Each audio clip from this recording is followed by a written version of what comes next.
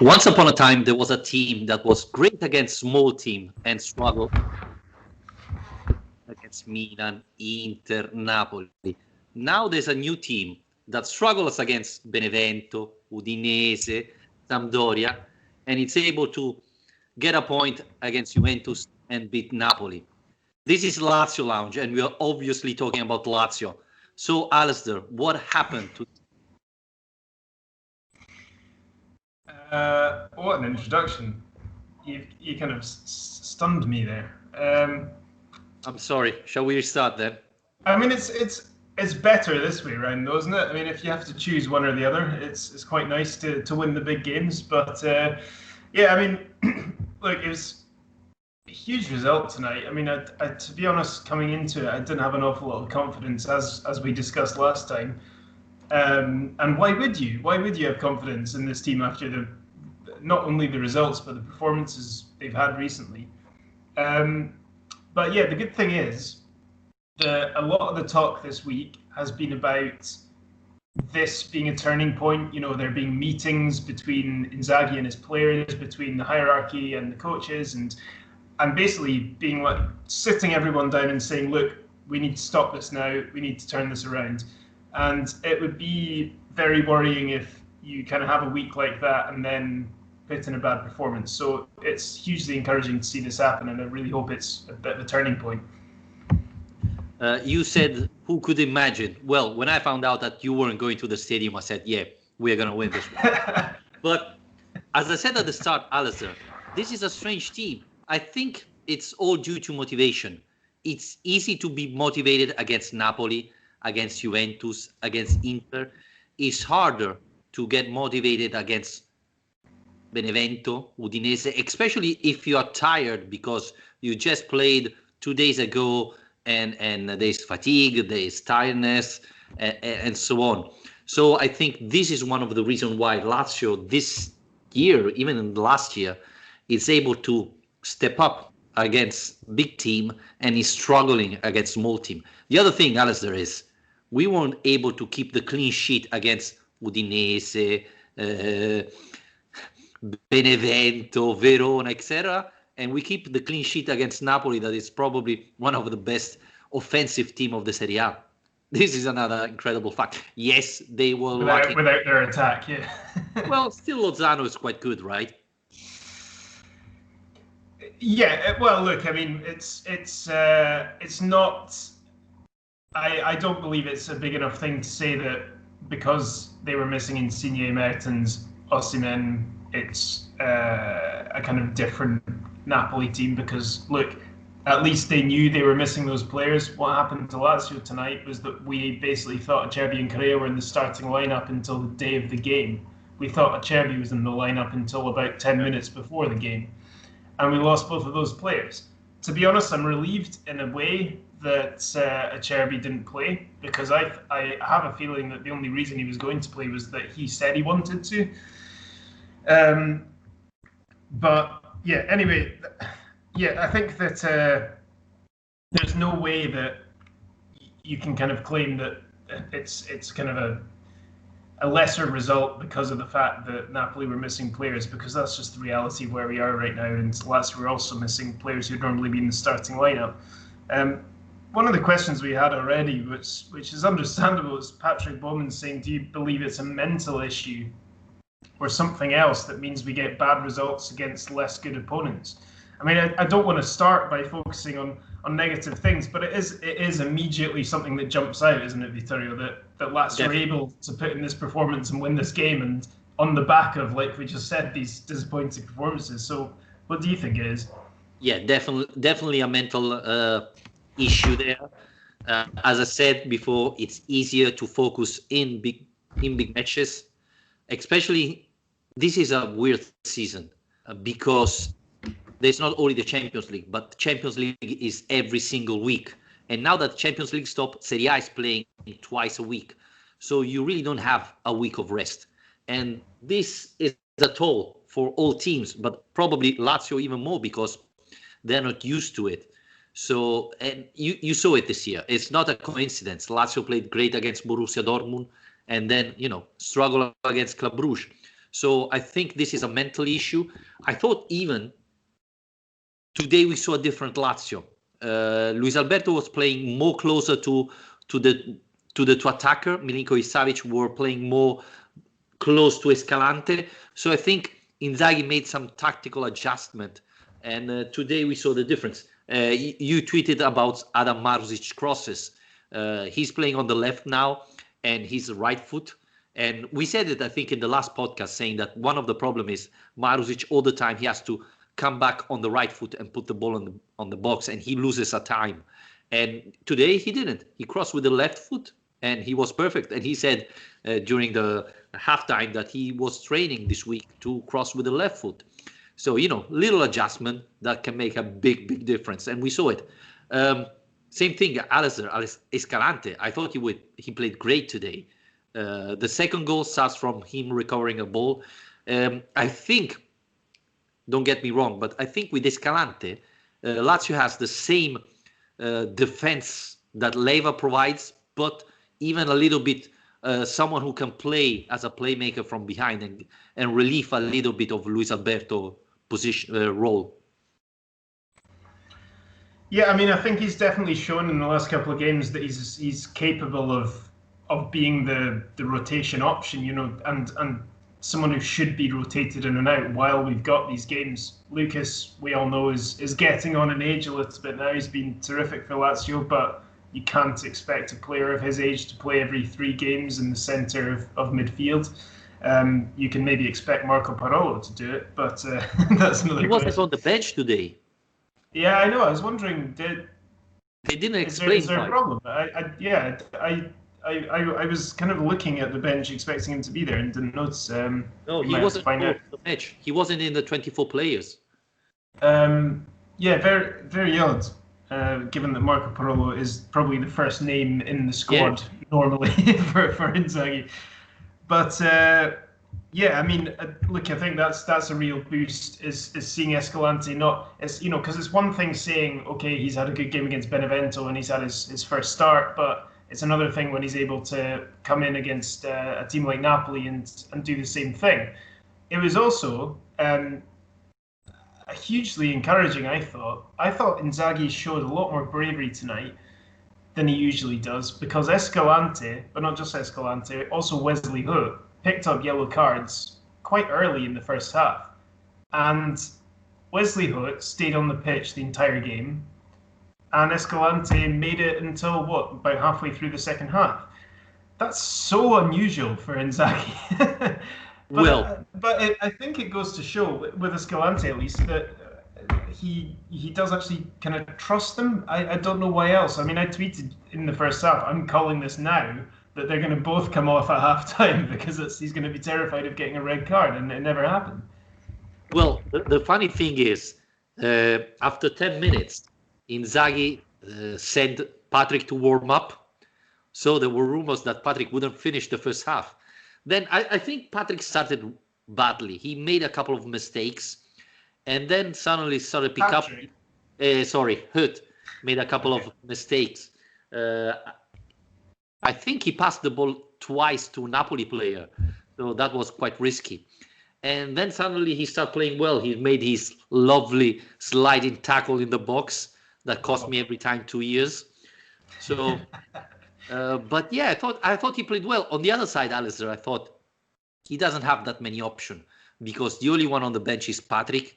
Luis Felipe, you could see he was cramping since the beginning of the second half.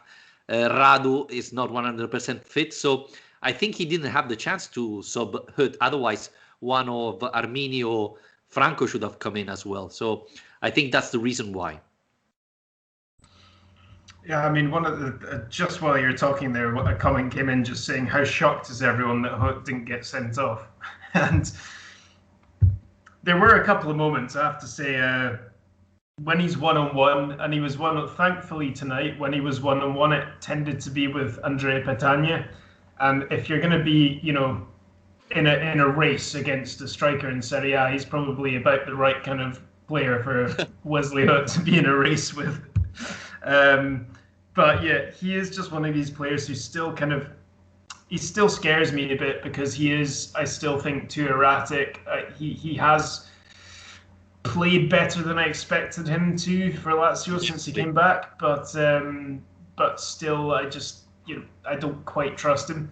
But tonight, you have to give him credit because getting booked after 10 minutes or whatever it was, and putting in the whole 90 and keeping a clean sheet and keeping Patani under wraps, I thought you can only really give him credit for it. So, I mean, the clean sheet for me is one of the biggest takeaways of this entire match, because especially heading into Milan on Wednesday, because now that's, yes, it's another game in 3 days' time, but there's a winter break after that, so this team can just be so focused on putting all their energy into that, and then they can go and have their turkey and enjoy themselves a little bit. Yeah, but winter break, we play the next match the 3rd of January, so it's like 5 days of break. So, but for British football fans, that seems like a lot. Well, I don't know what's going to happen with this lockdown in England. So I saw some things very funny, but I think it was really encouraging to see Lazio perform like that, especially because on the other side, we saw Napoli playing very well against Inter and lose. Today, Napoli, they had that 5-6 minutes after the Lazio first goal, and that was it. I don't remember any save of Reina after that 7 minutes. So Lazio was without Acerbi. Lazio was without Leiva. Milinkovic Savic wasn't fit. We didn't have Fares, etc. And still, we were able to control Napoli. This is really promising. And again, Alistair, what goal did Ciro Immobile score?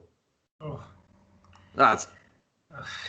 I mean, I'm running out of things to say. I mean, it was unbelievable. It was just the repertoire he has. The diversity of his goals are amazing, and the placement of that header was unbelievable. It's just such a difference. It's never a goal that's going to win goal of the season, but it's just perfect skill. It makes so much difference. I think a striker can do that. But the fact that it came from a left-footed Marasic cross was, for me, probably even better. Just such a surprise to see that happen. I have to tell you something. I asked to my son, was that Marusic? Twice, because I couldn't believe it.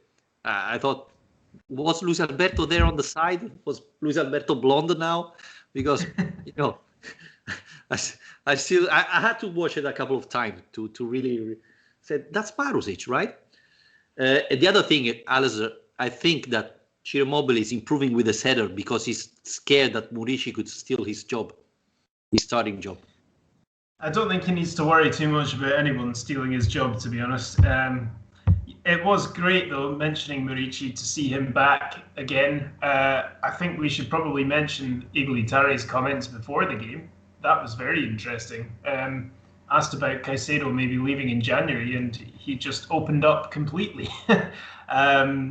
There's a chance that people haven't seen these quotes yet. I don't know if it's maybe worth getting the proper quotes up, but essentially he said that there was an agreement to let Caicedo leave last summer to go to Qatar, and Murici was signed to be the replacement for Caicedo.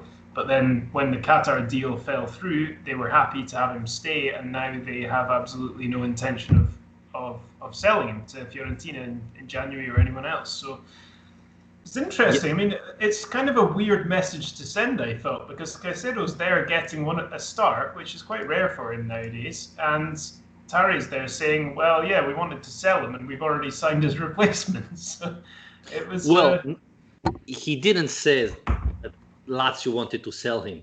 They said that Caicedo had an agreement that he was leaving for Qatar, because don't ask me why, but his dream is to finish his career there, probably because he will get a bigger contract, so more money. And this was the rumors we all heard last year, right? This summer, that Caicedo was leaving. And so Murici, I think, is the perfect replacement. We saw him coming today. I thought improvement from Murici. He fight more. He was more in the match than he usually is. And that said, yeah, we never had contact from Fiorentina, so he's not going nowhere. But we never heard anybody from Fiorentina for the player. So this is good. The other thing they're showing, Alistair, is after Luis Alberto goal, he go and rush on the bench and celebrate with Simone Inzaghi. Yeah. So that's very important, I think. Yeah, it's a great picture. Testing how team is. I mean, I said before the game that this was a big moment for Luis Alberto, because we've been critical of him recently. We've said that he's not been playing well enough, that Lazio need him to up his game. And in the last podcast, we spent quite a lot of time talking about Andreas Pereira coming off the bench and doing more than him in 10 minutes than he did in 80. So I think there was an element of pressure. I don't think Alberto did up his game at all in the first half. He was completely anonymous. Same can be said for Milinkovic-Savic, to be honest. But you have to say it was a brilliant goal, and if nothing else, it's a timely reminder of the kind of talent and quality that he has, and a reminder of why Inzaghi trusts him and Inzaghi continues to pick him. So I think that's a good sign. It's a good sign, not only the goal, but the reaction, like you say, the running to Inzaghi, the having the hug. The last thing that we want is any sort of idea about problems off the pitch, anything like that going on. And all the signs this week have been good on that regard, in terms of these stories about Alberto giving a speech to the players and Inzaghi being very happy with his attitude and so on. So let's hope that this is a sign of good things to come. Definitely. Even though, as you were saying, Luis Alberto didn't play great football, he's moving to be a scorer than an assist man. Because again, today, he didn't provide that many assists, but when he had the chance, he scored. And this was something that I always complained about him in the past. I remember he had a lot of chances and often missed them. While this year, maybe he has one chance like today and he scores. So that's an improvement. On the other side, Alistair, I'm not convinced that playing close to the first striker, that this time was Murici, is the perfect position for Andreas Pereira. I thought he played well today. He can play on that position, but I think Inzaghi is not helping Pereira to adapt to Italian football if he plays in that position. Well, I wondered if when we heard those comments from Tari that we've just talked about, I wondered that if Pereira then had been brought in as a fourth attacking option, because we have always said all along that he's the vice Alberto. That's what he's come in to do. Finally have another creative option in the midfield. But if Tari's saying that Lazio have agreed to sell Caicedo and Murici was brought in to replace him, then that means either they were happy to begin the season with only 3 forwards, which would be ridiculous, or they were counting Pereira as one of the 4 options to start in the front 2. So I don't know. I mean, it's just a theory. You're wagging your finger at me. Marco Parolo. Or maybe Bastos was still around at that point, actually. Yeah, maybe. Marco Parolo was the 4th option, definitely. But yeah, I mean, you can't possibly expect to start a season with 3 strikers. I mean, that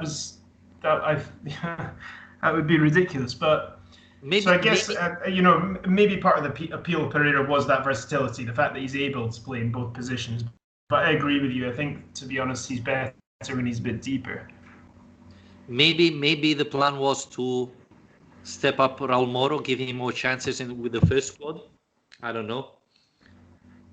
Maybe that was the plan. Moro's only just getting chances with the Primavera, though. I mean, yeah.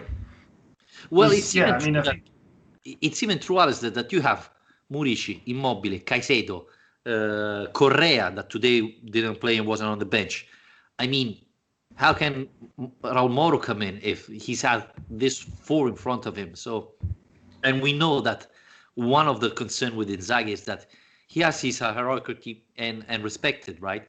It's not possible that if you're number 5, jump to number 1. So.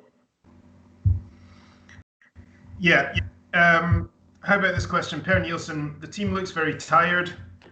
Agreed, everyone does. I mean, the standard of Serie A games recently has been quite bad, I think, just because everyone looks so tired. Yeah. He says a couple of weeks rest will do them good. Do you guys still believe in a top 4 finish? Well, this morning, seeing the table, no. Now, a couple of things have changed, right? Because Roma lost, beating Napoli does help Lazio. I feel, Alistair, let me check. Lazio, it's 8. 3 points. 3 points off the top 4. Yeah, it's not that much. But we have to play AC Milan, so it's not easy. The thing is, I saw Sassuolo today, and they were very promising at the beginning of the season. Now it looks to me that they are back to the normal Sassuolo. Roma, they are not bad. They're better than I expected, but still you can see that there are problems there. So it depends all on Lazio, right? I think Lazio have to step up a little bit. The biggest problem, I think, this season will be injury. We saw Milan full of injury. Lazio has this share. All the teams will have a lot of injury this year because they're playing too often. So I think that will make a big difference, a huge impact. Yeah, and for any Romanisti listening, that's as positive as Vittorio's ever going to get about your team. So. No, it's not true. Yeah, no, I agree. I mean, it's a very tight-knit group at the moment. I think because the position Lazio are in, it's easy to think that all is lost. But look, I mean, it's not been a good start to the season. I think you're right about injuries. I think Per is right about the tiredness factor and the fact that the team needs a break. Absolutely, I think that's going to make a big difference. What I would say as well is that we are now, once we play Milan on Wednesday, we're actually going to be through, I think, the most demanding part of this season, because with the late start and the Champions League group stage, it has been absolutely relentless. And on top of that, because we have a lot of international players, the international break hasn't been much of a break for a lot of these guys. So with Lazio in the Champions League last 16, the group stage is 6 matches in Europe, and because of the schedule being what it was this season, it was every single week we had a match, which is unusual. So that's not going to be happening anymore. I think after Christmas, in the new year, Lazio are going to be able to, I think, and I hope, have a bit more energy and a bit more focus for these Serie A matches. And I think what is shown tonight, and it's frustrating that it doesn't happen, that it's not more obvious, I guess, when these games happen, but what it has shown again is that if they come with the right attitude and the right mentality, they can put in big performances in Serie A. It's just Benevento, Spezia, Sampdoria, these are the games. Yep. That's what's going to make the difference. At the moment, absolutely, Lazio can finish in the top 4. If there's a 3-point difference at this stage of the season, with so much football left to play, of course they can. But we're going to have to see more of the Lazio we saw tonight and a lot less of the Lazio we saw against Verona and Benevento. I think, Alistair, one of the issue, probably the biggest issue I have, is that Lazio has, we said injury will make a difference. The problem is Lazio has a lot of injury-prone players. Hurd, Radu, Luis Felipe, Fares, Leiva. In a very, very busy season where injury is going to make a big impact, if your team has that many injury-prone players, this could really be a problem. So that's the most concerning fact that I have with Lazio. And obviously, I don't believe Lazio will sign any player in January, so that won't help. Well, yeah, I mean, I'm sure we'll talk about that more closer to the time, but it's not going to happen. I just put that out there now. We're not going to be spending money in January. But I guess the question as well is, like, where would you spend money even if you had it to spend? Because the squad being where it is, you're going to have to sell to spend, or you're going to have to boot out someone else from your squad. And we've already got Dennis Favreau, a 12 million euro man, sitting, twiddling his thumbs, not doing anything. At the moment, with Lulic out, Javan Anderson is played only one match. I think that's the player you have to replace. You have to find a left back to be in the squad instead of Javan Anderson. But being in the squad means that Inzaghi really trusted and say, okay, this week you're going to start, because Javan Anderson like that is useless. And Lulic is now nearly 1 year he doesn't play. If he comes back in January, he's not going to be able to start from, 1st of January. He will need time. He's 35, something like that. So, we're not talking about a kid that takes a couple of weeks to recover. So I really think that that's the problem. That's where Lazio should sign someone. I don't think it's going to happen, but, even for me at this point, bring back Sofian King instead of Javan Anderson. Yeah, I mean, look, it's January. I think let's wait until we have this conversation, because it's all going to start soon enough. But yeah, Rami actually got back in touch with us. We've not heard from Rami for a while, so that was nice. Saying, how can Marisic, who's a right back and only uses his left leg to walk and run, be better than about 100 left backs we've signed over the past 2 or 3 years? And I was trying to think, is that is that positive or a negative question? I think he's been complimentary to Marisic. But yeah, I mean, in comparison to Lukaku and Johnny and Dermisi, Marisic is, he's not been ideal because he's not left-footed, but he is proving to be able to do a job on that side.